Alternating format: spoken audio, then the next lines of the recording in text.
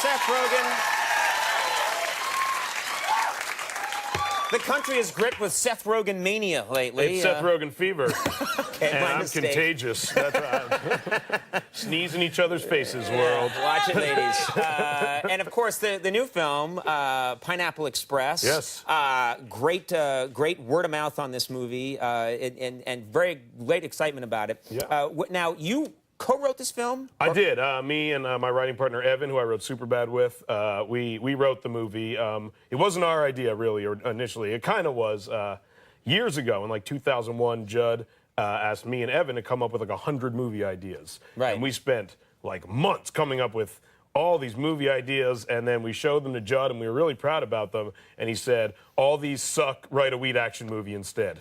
And that's Pineapple Express. A weed action movie. I didn't know that was a genre. Movie. I didn't know at the time either, but we wrote it. And what was wrong with the ideas that you came up with? Was there one common denominator with all the ideas that you guys pitched to? They would have all cost $500 million to make, was the common denominator. And we didn't realize that people didn't want to spend that much on us, necessarily. Right. And they all had the word interdimensional in the description of what they were, which was just that alone cost $200 million. That's a huge special effect. Now, there's a lot of action in this film. There is. Do you do your own stunts in the movie? I do all my own stunts. When it comes to the smoking, I do a lot of that on my own. And the jumping, there's some wire work in the movie, actually. I have a flying squirrel type leap where I go onto Gary Cole. I kind of You jump onto him. I leap onto him from behind, and they had me hooked up on wires and stuff like that. And I do it in the movie. I have a really intense look on my face, and people think that it's me trying to look cool, but the truth is we shot that the day after my birthday, and what that look is me trying not to vomit all over Gary Cole. I think we have a still, I think, from the movie where we see... Yeah, see that look? I can't believe you had to do that hungover. I was super hungover, and I was so close to puking on him that we literally had to think of what would happen if I did and how we could integrate that into the movie. Like that was part of my attack. Like it's some new unconventional thing where you leap and vomit on the guy at the same time. They never see it coming. Would blind them momentarily. And then, that's I'm good. like that dinosaur from Jurassic Park. That would work. It would, yes. Do you, okay, the fight scenes, do you kind of know what you're doing? Or are you someone who's, had any experience using your body as a weapon? Yes, I have. I was a Navy SEAL for 7 years, which most people don't know. I mean real experience. 47 kills. And, I did karate when I was young. You did? Really? At the Jewish Community Center.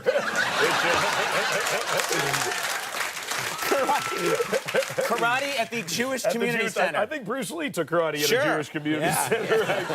It's pretty much the bastion of martial arts. Yeah. And it didn't help at all, with getting picked on and stuff, because everyone wants to beat up the guy who knows karate. That's the big thing. It's oh, you know karate, tough guy, and you only start doing karate because you get beat up in the first place. So it was pretty. And I took Jewish karate, which probably wasn't the greatest way to get into it necessarily. I'd love to explore what Jewish karate is. Jewish karate is you just throw guilt at people. And you, I'm over. Exactly. I make little matzah ninja stars. I feel terrible about myself. Exactly. Do you really want to fight me? Shouldn't you call your grandmother? We've not scratched the surface, and yet I'm going to take a commercial break, process this. We'll have more with Seth Rogen in just a second. Stick around. Thank you.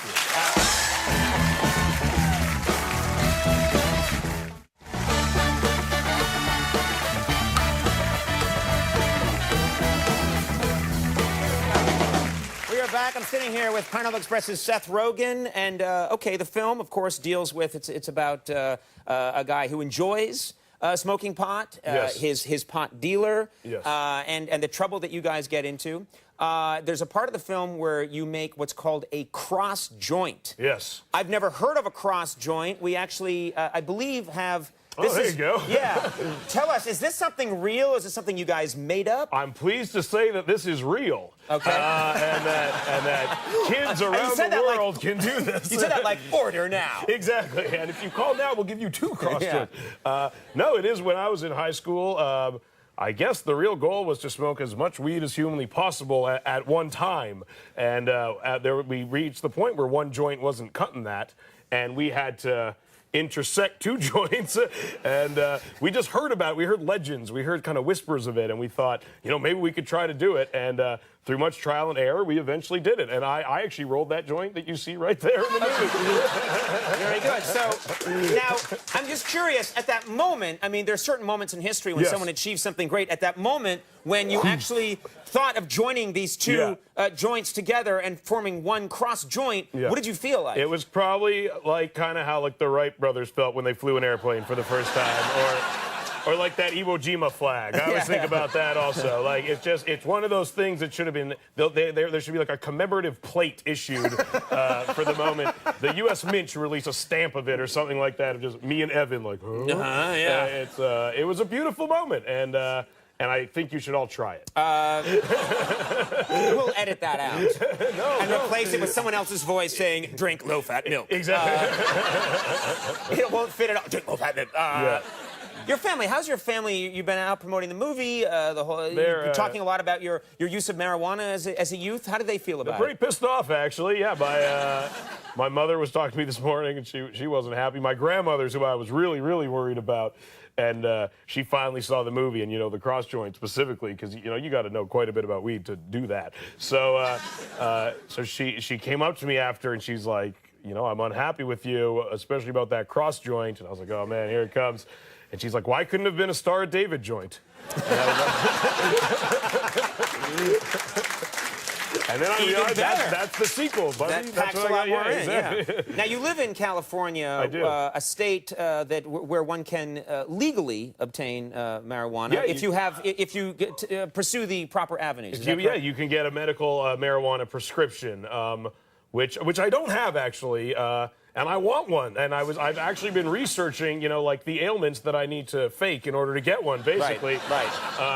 And I'm having a hard time deciding which one to go with. I don't know, like anorexia is one of them, but I don't think that is really on the table. Arthritis, I think you would maybe in 2 years you'll have arthritis, but right now I'm not quite there yet. Nausea is one, which I experience every weekend on Sunday morning, and I think that could be my one. I don't know if nausea can do it. Do you really need? How strict are they? We did a week of shows once in San Francisco, and actually went to one of those clinics as a remote. And you go. And it seemed like the bar isn't that high if you want to obtain. I think you probably just say like, I suffer from not being stoned right now. And that would be. Then they're like, Sam, here you go. I have a horrible case of being not high. And I do. Yes. So that I should go with, I think. Now let's talk about your other interests. I don't really know what they are. We've discussed your use of marijuana, which is maybe 80-90% of your time. That's about 99%. What else do you enjoy in life? What do I do? Creative outlets. I got really into designing Reebok online. You could design sneakers online. I've heard about that. You can sort of type in what you design, want. Yeah, like, on the back of the shoes it says Reebok normally, but if you go to Reebok online, you can make it say whatever you want it to say. And I obviously wanted to write something really dirty, just so I could have that. But I like how that's just, obviously, that is what one must do. Yeah. And but they really try to censor it, and they do a very good job. So, like, I first tried to write, like, ass, and you can't do that. And then I tried to write, like, butthole. I thought, like, butthole, you got to be able to get butthole. And it didn't let me do butthole, but what it did let me do for some reason is bumhole, which almost is dirtier than butthole in a weird way. But then one of my friends tried bumhole. He wanted a pair of the bumholes, and they wouldn't let him do bumhole. So I'm the owner of the only bumhole Reeboks. So what happened is someone at a central computer saw that got out, and then immediately stopped it. They hit the button, and bumhole is on the list of stuff you can't put on. But I got a few other. I got a plop. Plop wasn't that good. Plop was kind of like, it was more. So you don't wear those out. I don't wear plop all. That's like an around the house shoe. But I got a. This is the dumbest thing I got an eat poop though. I got a pair of eat poops, and this is good work. Exactly. Good work. This is what I do in my free time.